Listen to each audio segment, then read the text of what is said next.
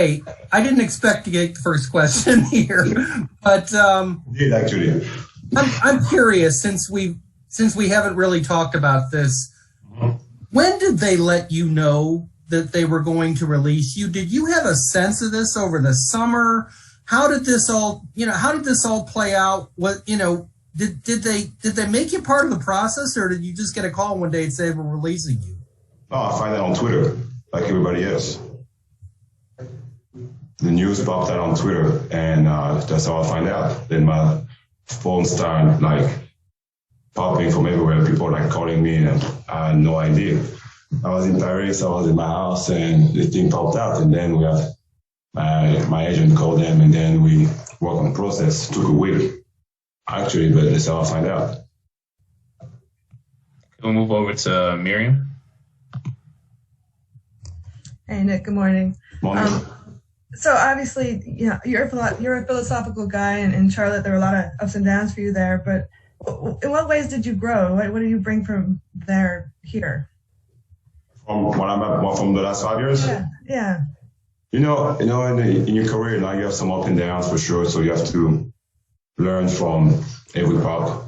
So I had 3 good first year now over there, and the last year was different. I learned from it as well. So I learned how to maybe start to keep affecting the game and to be a good teammate, even if you're not playing, even if your situation doesn't go your way. You have to do your job and show up on time and before everybody else, and keep working and make sure teammates in a good spot. And that's what I did the last 2 years, and especially last year. And that helped me. I was already like that, but that really helped me. I think people saw me even if I'm not in a good situation, I can still be a good teammate on any team. So I think that helped me a lot. Let's move over to Justin Russo. Hey, Nick. Good morning. Morning. In the game against Dallas, did you guys feel that you guys had good process offensively, generating open shots and looks at the rim that you will kind of live with every game going forward, make or miss? I mean, we couldn't do a better job for sure making shots, but not the way Kawhi and PG attack the rim and create offense for us. We have games like that, so we won't make shots. That doesn't happen for every team. And everybody's going to get a stretch like that, so we can't really the only thing we have to do is just keep practicing and keep going, keep shooting. And we knew what we have to do. We know we have to do the next game, like tomorrow's game, is share the ball, move the ball, and create offense for everybody else, and make sure Kawhi and PG are in a good spot to make plays, and then the rest of us as well, so we can win the game. Move over to Law. Nick, good to see you this morning, man. Thank you, you too. Ty had shared with us Monday night that he had been thinking about the starting lineup change for more than just a week. He also said that it was more about getting Marcus Morris going to prepare him for what they need from him this postseason, that you've been doing everything that they've asked you to do. That's really a continuation from when you joined this team. You've basically been hey, look, you've been, exceeding our expectations. For your expectations, how does the role change affect you, both on the court as well as how you're communicating and relating to your teammates? Nothing really changed for me. Nothing really changed for me.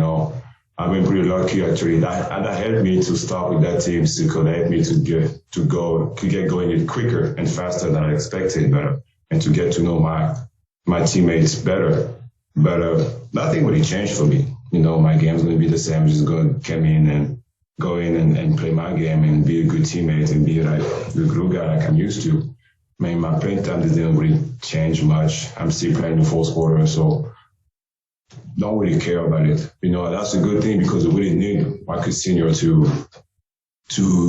get going for us, because a big part of that team. So we need him if the coach thinks it's a better way to get him going and help us to win moving forward. I'm cool with that.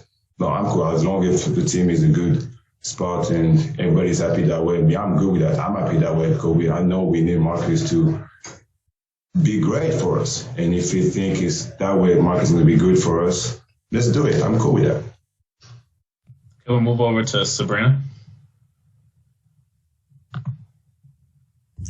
Hi, Nick. Kind of a random question. The other night, watching the game on TV, the jerseys, the green and the gray, kind of looked pretty similar. I'm curious if that was something you noticed on the court or that was just a broadcast thing.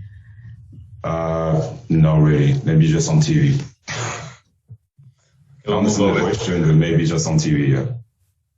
Okay, we'll move over to Kari. Hey, what's going on, Nick? Hey, a while ago you had mentioned that the Charlottes, they had a good team going on, and but it didn't work out for you. How important is it for you to find a team that works out for you, like the Clippers? Like I said, like sometimes situation doesn't work out for you, so you have to move on. And this one's pretty good for me, like so far. So it's been a little bit more than 3 months. So personally, I'm doing good. I think I actually expected less than that, and I'm pretty happy with what I'm doing right now and the team as well. We have a bad stretch right now, the last couple of games, but we're still doing good, and we're still going to be okay moving forward. So it's great. Okay, we'll move over to Charlie. What else? Hey, Nick. As a veteran in the league, I'd love your perspective with the deadline coming up next week and kind of the stretch run of the season. Can you just give your perspective on the kind of the vibe in the locker room and how the team's focused? It's something like you learn over the years when you leave, like you don't really pay attention to it. People are going to talk, like especially like in this time right now when you got media, social media, like rumors, everything. Everybody is in media now. So if you have an iPhone, so we don't really pay attention to it. If we're going to get talk anyway, so all we have to do is just really focus on the team and on 2 days, and that's it. We can't control that. So just really do your work, and then if something happens, something happens. If nothing don't, something don't. But don't really pay attention. I don't think that changed anything in the locker room right now, actually. We'll take 2 more questions. We'll move over to Miriam, and then we'll close out with Rick Bonnell again. And Nick, I wanted to follow up on Charlie's question. When you were a younger player, was it hard to do that, to sort of block the deadline rumors out? And is that something you counsel younger guys to do, or like how do you actually do that? Oh yeah, I mean the first at least 2 years now it's weird because especially when you have your name in it, so you don't really know. You call your agent, you ask questions around like, am I moving or not? So if there's something like that, you can say that to the young guys as well. Like, don't worry. I mean, people are going to talk anyway.